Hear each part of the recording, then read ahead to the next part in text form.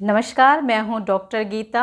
हिंदी भाषा और साहित्य की इस कड़ी में हम बात कर रहे हैं रस के भेदों पर।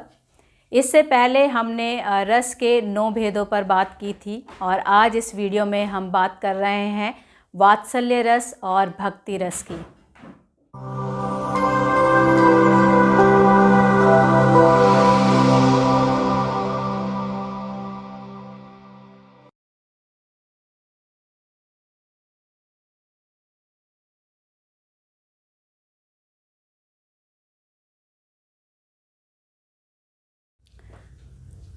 रस के भेदों में आज हम बात कर रहे हैं वात्सल्य रस की, जो 10वां रस है और प्राचीन आचार्यों ने स्पष्ट रूप से रसों की संख्या 9 स्वीकार की है। इसका अर्थ ये है कि जो वात्सल्य रस है, प्राचीन आचार्यों ने उसे स्वतंत्र रस के रूप में स्वीकार नहीं किया है।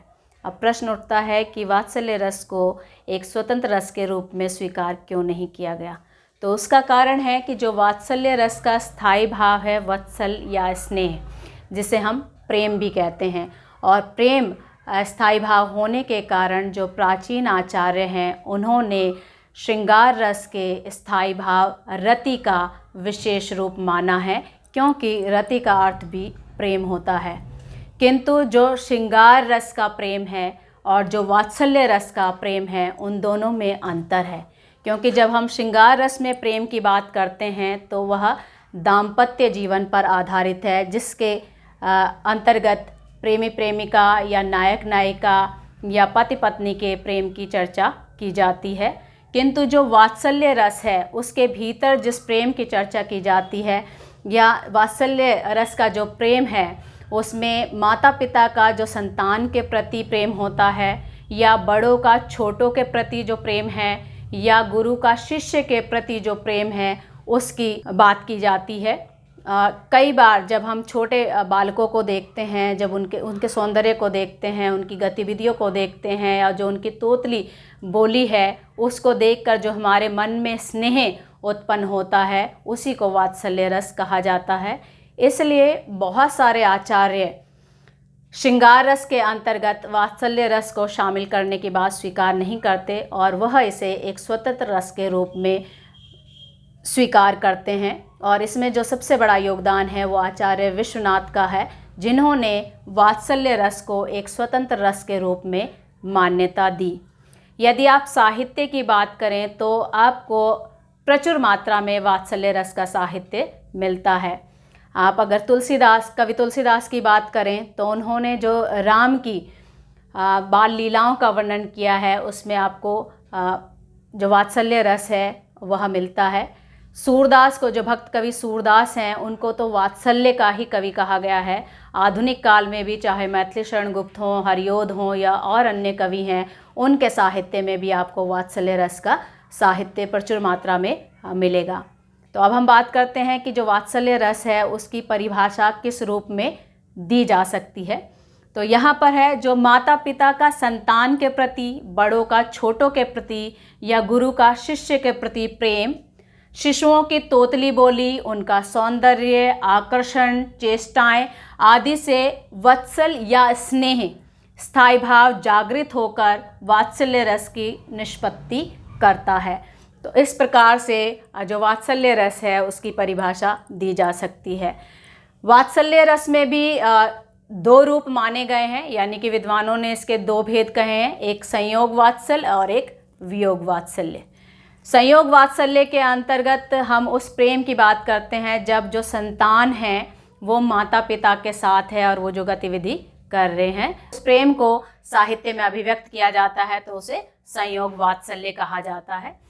और जब किसी कारण से जो संतान है वो माता पिता से बिछुड़ जाती है, विछोह हो जाता है, चाहे संतान किसी दूसरे प्रदेश में किसी कार्य के कारण से या और कोई कारण है, उसके कारण माता पिता से बिछुड़ जाते हैं या विरह हो जाता है, बिछोह हो जाता है, तो उस तरह के वर्णन को हम वियोग वात्सल्य कहते हैं। तो दोनों प्रकार के वर्णन वात्सल्य और रस के अंतर्गत मिलते हैं। तो अब बात करते हैं कि इसमें कौन कौन से विभाव, अनुभाव और संचारी भाव होते हैं, जिनके संयोग से जो स्थायी भाव वत्सल या स्नेह है वह वात्सल्य रस के रूप में अभिव्यक्त होता है।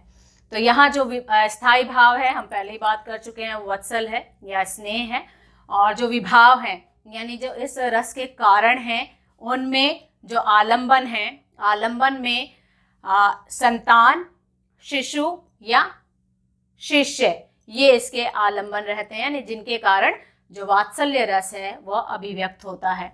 और इनको बढ़ाने का काम कौन करते हैं, यानी जो वात्सल्य रस है या जो स्नेह का भाव बढ़ाते हैं, वो कारण कौन से हैं, जिन्हें हम उद्दीपन कहते हैं। वो बालक की चेष्टाएं हैं, जिसमें तुतलाना, हट करना, या उसका जो रूप है, उसकी वस्तुएं हैं, ये इस भाव को और उद्दीप्त करने का काम करती हैं। और जो अनुभाव है, अनुभाव यानी कि जो आश्रय है, उसकी चेष्टाएं क्या है, यानी जिसके मन में ये भाव उत्पन्न हो रहा है, उसकी चेष्टा क्या है, आलिंगन। यानी जब बच्चे के ऊपर उसकी गतिविधियों को देखकर जब मोहित होते हैं तो उसको आलिंगन करते हैं, चूमते हैं, यानी चुंबन, स्पर्श, मुग्ध होते हैं, मुग्ध होकर उसकी तरफ देखते हैं, मीठी बातें करते हैं, पुलकित होते हैं, गदगद होते हैं और दुखी होते हैं। यहाँ दुखी होने का अर्थ है कि जब संतान बिछुड़ती है या विछोह हो जाता है तो दुख की अभिव्यक्ति होती है। तो ये सारे जो आश्रय हैं उसकी चेष्टाएं हैं। और जो संचारी भाव है, यानी जो भाव आते जाते रहते हैं, वो कौन कौन से हैं, वो है हर्ष, गर्व, मोह, अभिलाषा, आशा, चपलता, आवेग, उत्साह, हास, चिंता, शंका, विस्मय, स्मरण, उदासीनता आदि, ये सारे इसके संचारी भाव कहलाते हैं। और इन्हीं भावों के संयोग से जो स्थायी भाव वत्सल है या स्नेह है, वह वात्सल्य रस के रूप में अभिव्यक्त होता है। अब हम उदाहरणों के माध्यम से इसे स्पष्ट करेंगे कि किस तरह से साहित्य में वात्सल्य रस अभिव्यक्त होता है। तो यहाँ जो हमने उदाहरण लिया है वो तुलसीदास की कवितावली से है। और यहाँ पर जो दशरथ के चारों पुत्र हैं वो किस तरह से बाल लीलाएं कर रहे हैं उसका वर्णन किया गया है। कबहु शशि मांगत आरि करें, कबहु प्रतिबिंब निहारि डरें, कबहु करताल बजाई के नाचत, मातु सबे मन मोद भरें, कबहु ऋषियाई करें हट पुनि लेत सोही जेहि लागी अरें, अवधेश के बालक चारि सदा, तुलसी मन मंदिर में बिहरें। यहाँ पर तुलसीदास ने दशरथ के चारों पुत्र किस तरह की लीलाएं कर रहे हैं उसका वर्णन किया है कि कबहु शशि मांगत, कि कभी वो जो चांद है उसको खिलौना समझकर उसको मांगते हैं, और कभी अपनी परछाई को, कबहु प्रतिबिंब निहारि डरें, और कभी अपनी परछाई को देखकर स्वयं डर जाते हैं, और कभी ताली बजाकर हंसते हैं। और इस तरह की जो वो गतिविधियां कर रहे हैं वो अपनी माताओं के मन को प्रसन्न कर रहे हैं। यानी जो उनकी माताएं हैं, कौशल्या है, सुमित्रा है, केकई है, इनके जो मन है वो प्रसन्नता से भर जाते हैं जब वो इस तरह की गतिविधियां अपने बालकों को करती हुई देखती हैं। और कभी ये बालक क्या करते हैं, रूठ जाते हैं, कभी हट करते हैं किसी चीज़ को मांगने की। और इस तरह से जो तुलसीदास हैं वो कह रहे हैं कि अवधेश के बालक यानी कि जो दशरथ के चारों पुत्र हैं वो इसी तरह से तुलसी के मन मंदिर में विहार करें, यानी हमेशा बसे रहें, सदा बसे रहें। तो अब हम देखते हैं कि किस तरह से इसमें कौन कौन से विभाव, अनुभाव और संचारी भाव मिलकर यहाँ पर वात्सल्य रस की अभिव्यक्ति कर रहे हैं। ये संयोग वात्सल्य का उदाहरण है, क्योंकि जो संतान और माता पिता हैं वो एक ही स्थान पर है, यानी कि ये सब एक साथ हैं। तो यहाँ अब देखते हैं विभाव क्या है। तो विभाव यानी कारण, स्थायी भाव वात्सल्य स्नेह ही है। और इसमें जो विभाव में आलंबन है, आलंबन में भी जो आश्रय है, आश्रय यानी जिसके मन में ये भाव जागृत हो रहे हैं, कौन सा भाव, वात्सल्य का। तो वात्सल्य का भाव जिनमें जागृत हो रहा है वो कौन है, माताएं हैं, क्योंकि माताएं ये सारी गतिविधियां देखकर प्रसन्न हो रही हैं। और विषय क्या है जिनके कारण ये वात्सल्य का भाव उत्पन्न हो रहा है या जो स्नेह का भाव है वो उत्पन्न हो रहा है, वो चारों बालक हैं, यानी कि जो राम हैं, लक्ष्मण हैं, भरत हैं, शत्रुघ्न हैं, उनकी बात की जा रही है कि ये जो चारों बालक हैं उनके कारण माता के जो माताएं हैं उनके मन में वात्सल्य रस की अभिव्यक्ति हो रही है। जो उद्दीपन है यानी कि इसको और बढ़ाने का काम क्या कर रहे हैं, यानी कि जो उनके माताओं के मन में स्नेह का भाव जागृत हो रहा है उसको बढ़ाने का काम कौन कर रहा है, शशि मांगना, यानी कि चांद को मांगना, प्रतिबिंब देखकर डर जाना, हट करना, ताली बजाकर हंसना, ये सारी जो उनकी गतिविधियां हैं ये माताओं के मन में जो स्नेह का भाव है उसे और उद्दीप्त करने का काम कर रहे हैं। अब अनुभाव क्या है? अनुभाव यानी आश्रय की चेष्टाएं, और आश्रय कौन है? माताएं हैं। तो माताओं की चेष्टा यहाँ पर क्या है? माताओं का मुदित होना यानी हर्षित होना, उन पर मोहित होना, ये सारी जो माता की चेष्टाएं हैं वो हैं। जो संचारी भाव है वो क्या है? हर्ष है, गर्व है, उत्सुकता है, मोह है, धृति है, मति है, ये सारे इसके संचारी भाव हैं। और जो स्थायी भाव वत्सल या स्नेह है उसमें विभाव, अनुभाव और संचारी भाव मिलकर यहाँ पर वात्सल्य रस की अभिव्यक्ति कर रहे हैं। आप इसको संयोग वात्सल्य भी कह सकते हैं। आप एक उदाहरण और हम देखते हैं, और ये उदाहरण जो हमने लिया है वह जो वियोग वात्सल्य है उसका लिया है, जिससे स्पष्ट हो कि किस तरह से जो वात्सल्य रस है उसके भीतर जब हम वियोग वात्सल्य की बात करते हैं तो किस प्रकार के साहित्य की बात करते हैं। तो यहाँ जो उदाहरण है ये हरियोध का उदाहरण है, जो आधुनिक कवि हरियोध हैं। उन्होंने जो प्रिय प्रवास लिखा है, उनका खड़ी बोली का पहला प्रबंध काव्य है, उसमें से ये पंक्तियां ली गई हैं। और उन्होंने जब कृष्ण मथुरा चले जाते हैं और यशोदा उनको याद करती हैं उसका वर्णन किया गया है। यानी कि माता से जब पुत्र का विछोह हो जाता है तो कैसी स्थिति है, माता कैसे उसका स्मरण कर रही है, उसकी चर्चा यहाँ पर की गई है। प्रिय पति वह मेरा प्राण प्यारा कहाँ है, दुख जलधि निमग्ना का सहारा कहाँ है, लख मुख जिसका मैं आज लो जी सकी हूँ, वह हृदय हमारा नैन तारा कहाँ है। तो यहाँ पर कृष्ण की बात वो कर रही हैं कि जो उनके आँख का तारा था, जो उनको बहुत प्यारा था, आज वह उनके पास नहीं है। तो उसको याद करते हुए वो नंद से कह रही हैं कि जो मेरा प्राण प्यारा था वो आज कहाँ है, और मैं किस तरह से उसके विरह में दुखी हो रही हूँ। यानी मेरी आंखों में जो आंसू आ रहे हैं, यानी कि जो यशोदा है वो कृष्ण को याद करते हुए रो रही हैं, और वो कह रही हैं कि मैं सदा जिसका मुख देखकर जी रही थी और आज वह पुत्र मेरे पास नहीं है। तो यहाँ पर यशोदा माता के विरह का वर्णन किया गया है कि किस तरह से वो अपने संतान के बिछोह में, विरह में दुखी हैं और किस तरह से उनका स्मरण कर रही हैं। तो अब हम यहाँ देखते हैं कि कौन कौन से विभाव, अनुभाव और संचारी भाव हैं जिसके कारण यहाँ पर जो वात्सल्य रस है उसकी अभिव्यक्ति हो रही है।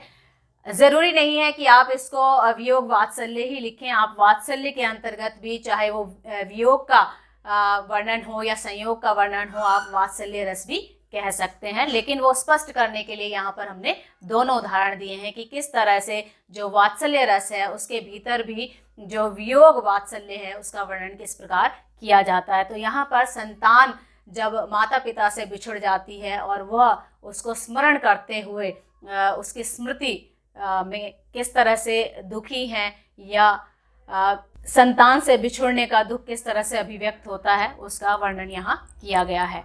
तो यहाँ जो विभाव है, स्थायी भाव स्नेही रहेगा या वात्सल्य है। इसमें जो विभाव है यानी जो कारण है वो क्या है? आलंबन। आलंबन में जो आश्रय है यानी जिसके मन में यह वियोग वात्सल्य उत्पन्न हो रहा है वो यशोदा है, क्योंकि यशोदा से उनका पुत्र बिछुड़ गया है कि वो गोकुल से मथुरा चले गए हैं, और वो जिसको हमेशा देखकर जीती थी आज वह उनसे दूर चला गया है। तो उस दुख की अभिव्यक्ति, उस दुख का जो आभास हो रहा है वो यशोदा को हो रहा है। तो यहाँ पर आश्रय यशोदा है। जो विषय है किसके कारण से उनको ये दुख हो रहा है, वो किससे बिछड़ी हैं? तो श्री कृष्ण, उनके कारण से ये दुख हो रहा है, तो वो विषय है। और उद्दीपन, उद्दीप्त करने का काम, यानी इस जो दुख को और कौन बढ़ा रहा है? तो कृष्ण की स्मृति, उसकी जो याद है कि किस तरह से वो उनके पास था, कैसी गतिविधि करते थे और कितना प्रेम, कृष्ण भी यशोदा को प्रेम करते थे और यशोदा भी कितना प्रेम कृष्ण को करती थी। तो ये जो स्मृतियां हैं, जो यादें हैं, वो इसको और बढ़ा रही हैं। और जो कंस के अत्याचार हैं, उन्हें ये चिंता भी है, डर भी है, क्योंकि जो मथुरा गए हैं, मथुरा वहाँ जो कंस है वो कंस के कारण से मथुरा गए हैं। और कंस ने जिस तरह से तरह तरह के अत्याचार कृष्ण पर किए, कृष्ण की हत्या करने के लिए किए, माता इस कारण से और भी ज़्यादा चिंतित हो रही हैं। तो ये उसको और बढ़ाने, उनके यशोदा के दुख को बढ़ाने का काम कर रहे हैं। और अनुभाव क्या है, यानी कि जो आश्रय है उसकी चेष्टाएं। और यहाँ आश्रय कौन है, यशोदा है। तो यशोदा क्या कर रही हैं, प्रलाप कर रही है, यानी वो रो रही हैं, दुखी हैं और गुण कथन, और वो जो कृष्ण है उनके गुणों को याद कर रही हैं। ये उनकी चेष्टाएं हैं। और संचारी भाव क्या है, संचारी भाव चिंता है, शंका है, क्योंकि वो जो दूर गए हैं, क्योंकि कंस अत्याचारी है और वो उनकी हत्या करना चाहता है, इसलिए माता बहुत ज़्यादा चिंतित है और उन्हें हर पल शंका होती रहती है। और स्मृति, मोह, तर्क, वेग, ये सारे इसके संचारी भाव हैं। और इन्हीं के योग से जो स्थायी भाव वत्सल या स्नेह है वो वात्सल्य रस के रूप में निष्पन्न हो रहा है या उसकी अभिव्यक्ति हो रही है। तो यहाँ पर हमने दोनों तरह के उदाहरण लिए हैं वात्सल्य रस के भीतर, कि जो संयोग वात्सल्य है, यानी कि जब माता पिता और संतान एक ही जगह हैं, वो एक साथ हैं, तब किस तरह का वर्णन साहित्य में किया जाता है। और जब किसी कारण से माता पिता और संतान बिछुड़ जाते हैं, उनका बिछोह हो जाता है, संतान किसी दूसरे स्थान पर चली जाती है, तो किस तरह का दुख या विरह माता पिता को होता है उसका वर्णन किया गया है। इस तरह से हमने दोनों उदाहरण देखे। आप जो सूरदास के पद हैं या और जो तुलसीदास के पद हैं उन सबको इसके अंतर्गत शामिल कर सकते हैं। जिस तरह से जो सूरदास के पद हैं कि मैया कबहू बढ़ेगी चोटी, इतनी देर मोहे दूध पीवत बही अबहू है छोटी की छोटी, या मैया मोरी मैं नहीं माखन खायो, भोर भयो गैयन के पाछे मधुबन में मोहि पठायो। ये सारे उदाहरण वात्सल्य रस के हैं और आप इन सारे उदाहरणों को वात्सल्य रस के अंतर्गत दे सकते हैं। अब हम जो अगला रस है उस पर बात करेंगे, वो है भक्ति रस। अब हम बात कर रहे हैं भक्ति रस की, जो 11वां रस है। और जो आचार्य हैं उन्होंने भक्ति रस को भी एक स्वतंत्र रस के रूप में मान्यता नहीं दी है। आचार्य भरत मुनि से लेकर पंडित जगन्नाथ तक जितने भी काव्य शास्त्री रहे हैं, उन्होंने रस शास्त्र के अंतर्गत भक्ति रस को मान्यता नहीं दी है। यहाँ तक कि जो आचार्य विश्वनाथ हैं, जिन्होंने वात्सल्य रस को एक स्वतंत्र रस की मान्यता दी, उन्होंने भी भक्ति रस को रस नहीं माना। विद्वानों का मानना ये है कि जो भक्ति रस है वह सहज भाव नहीं है, बल्कि यह अर्जित भाव है और इसलिए इसको रस की संज्ञा नहीं दी। किंतु जो मधुसूदन सरस्वती हैं और रूप गोस्वामी हैं, उन्होंने भक्ति साहित्य की प्रचुरता को देखते हुए भक्ति रस को एक स्वतंत्र रस के रूप में मान्यता दी है। यदि भारतीय परंपरा की बात करें तो भारत में जो हिंदी साहित्य है उसमें 9 प्रकार की यानी नवदा भक्ति का वर्णन मिलता है, जिसमें श्रवण है, कीर्तन है, पाद सेवन है, अर्चन है, वंदन है, दास्य भाव है, साख्य भाव है, आत्मनिवेदन है। तो इस प्रकार के जो नवदा भक्ति है वो हमें भक्ति साहित्य में मिलती है। अब हम बात करते हैं कि जो भक्ति साहित्य है या जो भक्ति रस है उसके भीतर किस प्रकार का वर्णन रहता है। तो जो भक्ति रस है या जो भक्ति का साहित्य है उसके भीतर जो ईश्वर के प्रति अनुराग है या ईश्वर के प्रति जो प्रेम है, श्रद्धा है, उसका वर्णन किया जाता है और वही भक्ति रस कहलाता है। अब हम देखते हैं कि परिभाषा के रूप में इसे किस तरह से लिखा जा सकता है। तो साहित्य में जब ईश्वर की अनुरक्ति और अनुराग का वर्णन होता है, अर्थात ईश्वर के प्रति प्रेम और श्रद्धा का वर्णन होता है, वहाँ पर भक्ति रस रहता है। यहाँ जो भक्ति रस है उसका स्थायी भाव देव विषयक रति है या इसे ईश्वर विषयक रति भी कह सकते हैं। किंतु यहाँ पर जो इसका स्थायी भाव रति आया है, इसमें विद्वानों का कहना ये है कि क्योंकि रति का अर्थ प्रेम है और इसलिए जो भक्ति रस है उसको श्रृंगार रस के अंतर्गत समाहित करने की बात की है।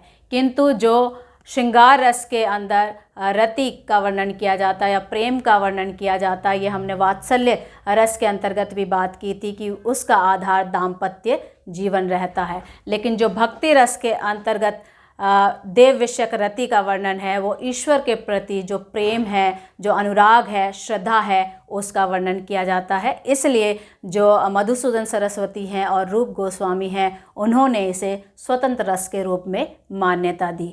अब हम देखते हैं कि किस तरह के विभाव, अनुभाव और संचारी भाव मिलकर भक्ति रस की अभिव्यक्ति करते हैं।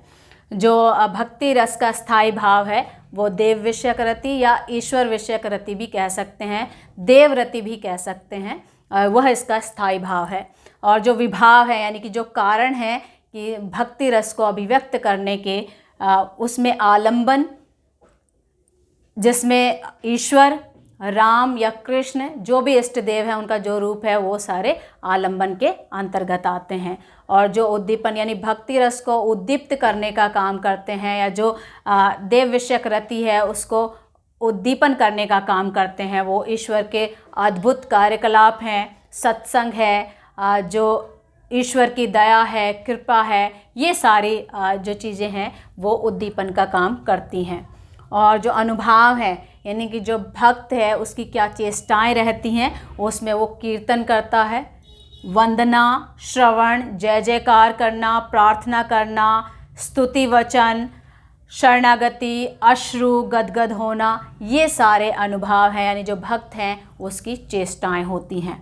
और जो संचारी भाव हैं यानी कि जो भाव आते जाते रहते हैं वह भाव है निर्वेद है, मति है, हर्ष है, वितर्क है, विस्मय है, स्तुति है, भय है, संतोष है, गर्व है, लज्जा है, ये सारे इसके संचारी भाव हैं। और जो देव विषयक रति स्थायी भाव है वो इन्हीं भाव, विभाव, अनुभाव और संचारी भाव के योग से भक्ति रस की अभिव्यक्ति करता है। अब हम उदाहरण के माध्यम से स्पष्ट करते हैं कि किस तरह से साहित्य में भक्ति रस अभिव्यक्त होता है।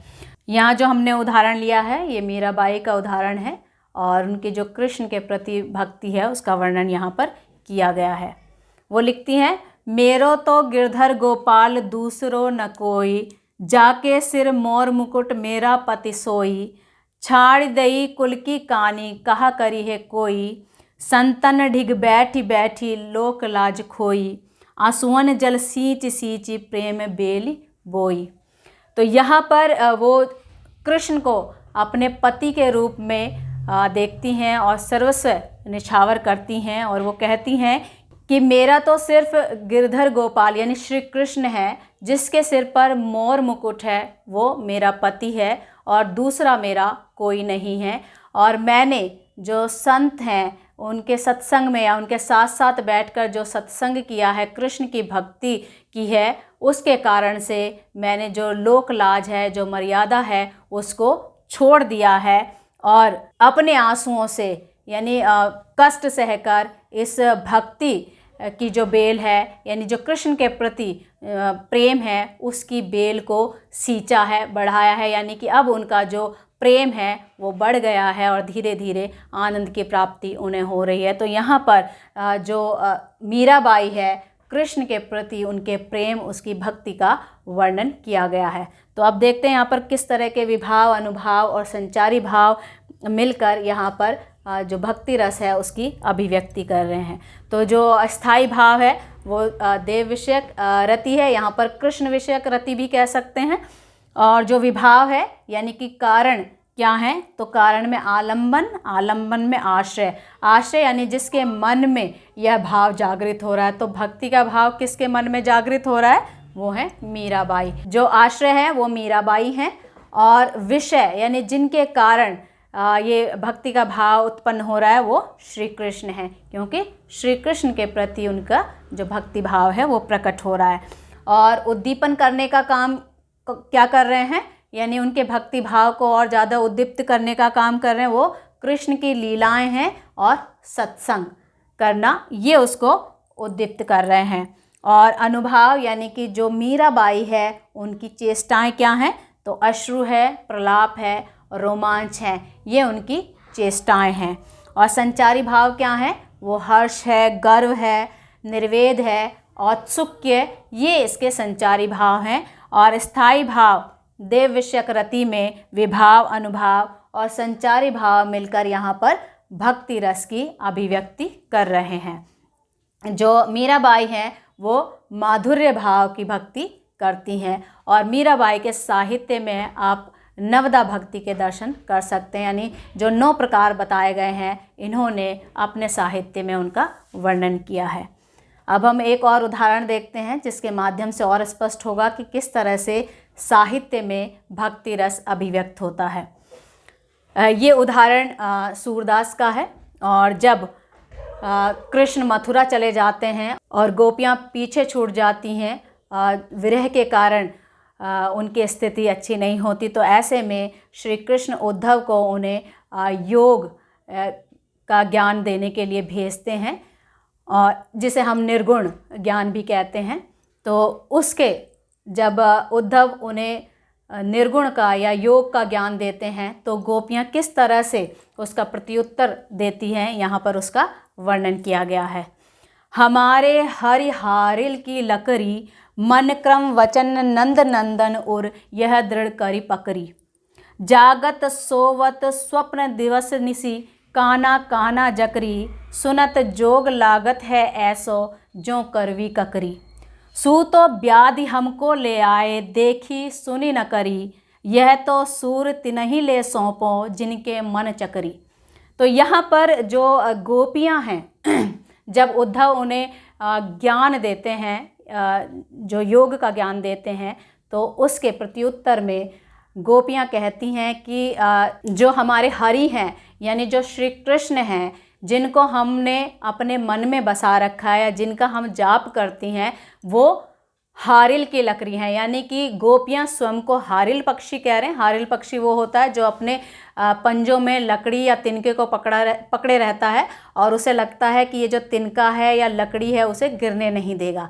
तो उसी तरह से जो गोपियाँ हैं यहाँ अपने आप को हारिल पक्षी कह रही हैं, और जो श्री कृष्ण हैं उसको वह हारिल की लकड़ी कह रही हैं, यानी कि वो उन्हें कभी गिरने नहीं, उनका सहारा है।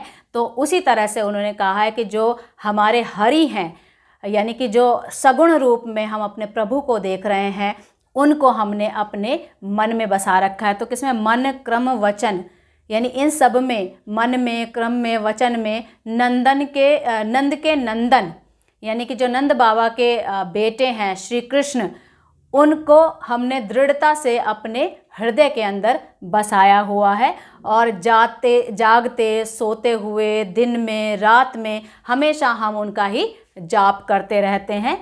और ये जो आप हमें ज्ञान दे रहे हैं, इसको हमने सुना नहीं है, और सुनकर ये हमें बहुत कड़वा लग रहा है। किस तरह का कड़वा लग रहा है? जिस तरह से ककड़ी कड़वी लगती है, उसी तरह से ये ज्ञान हमें कड़वा लग रहा है। यानी कि हमने जिस तरह से अपने हृदय में अपने सगुण कृष्ण को बसाया हुआ है, हम उन्हीं के का जाप करते हैं और उन्हीं की भक्ति कर रहे हैं। अब जो आप ये हमें ज्ञान दे रहे हैं, ये हमें अच्छा नहीं लग रहा है, और ये तो तुम हमारे लिए बीमारी जैसा ले आए हो, व्याधि जैसा लग रहा है, यानी कि ये हमें अच्छा नहीं लग रहा। ये ज्ञान तो तुम उनको दो जिनका मन चंचल है, यानी कि जिनका मन स्थिर नहीं है, ये ज्ञान उनको जाकर दीजिए। हमारा मन तो कृष्ण की भक्ति में ही रमा हुआ है, हमारा मन चंचल नहीं है। तो जिनका मन चंचल है, आप जाकर यह ज्ञान उनको दीजिए। तो इस तरह से जो गोपियाँ हैं कृष्ण के प्रति अपनी भक्ति को अभिव्यक्त कर रही हैं। तो यहाँ पर देखते हैं कि किस तरह से कौन कौन से विभाव, अनुभाव और संचारी भाव मिलकर यहाँ पर भक्ति रस की अभिव्यक्ति कर रहे हैं। तो यहाँ पर भी जो स्थायी भाव है वो देव विषयक रति है, या ईश्वर विषयक रति भी लिख सकते हैं। और जो विभाव है यानी कारण क्या है, तो आलंबन में जो आश्रय हैं वो कौन है? गोपियाँ। गोपियों के मन में ये भाव जागृत हो रहा है। और किसके कारण से ये भाव जागृत हो रहा है, यानी कौन आया है जिसके कारण से वो कृष्ण को याद कर रही हैं और अपनी भक्ति का स्मरण कर रही हैं, तो वह है उद्धव। उद्धव ने यहाँ पर आकर गोपियों से योग की बात की, ज्ञान की बात की, और इसीलिए उनके मन में इस तरह के भाव जागृत हुए। और इसको और उद्दीप्त करने का काम कौन कर रहा है? वो उद्धव का जो योग का ज्ञान है, वह इनके जो सगुण भक्ति का भाव है उसे जागृत कर रहा है, और उनके कारण वो कृष्ण का जो स्मरण कर रहे हैं, ये उद्दीपन का काम कर रहे हैं। और यहाँ पर जो अनुभाव हैं, यानी जो गोपियों की चेष्टा, वो क्या है? गोपियाँ आश्रय हैं, और आश्रय की चेष्टा क्या है? एक तो अपने आप को हारिल पक्षी कहना, और जो श्री कृष्ण है उनको हारिल की लकड़ी कहना, यानी किस तरह से उन्होंने उसे पकड़ा हुआ है। और जो कृष्ण है उसका जाप करना और योग के ज्ञान का नकार, ये इनकी चेष्टाएं हैं। और जो संचारी भाव हैं वो क्या है? वो है धृति है, मति है, वितर्क है, गर्व है, स्मृति है। ये सारे इसके संचारी भाव हैं। और स्थायी भाव देव विषयक रति में विभाव, अनुभाव और संचारी भाव मिलकर यहाँ पर भक्ति रस की अभिव्यक्ति कर रहे हैं। तो इस तरह से हमने जाना कि जो वात्सल्य रस और भक्ति रस है वो किस तरह से साहित्य में अभिव्यक्त होता है। अगर आप इस विषय के की नोट्स चाहते हैं तो डिस्क्रिप्शन में हमने अपना लिंक दिया है, आप वहां से डाउनलोड कर सकते हैं।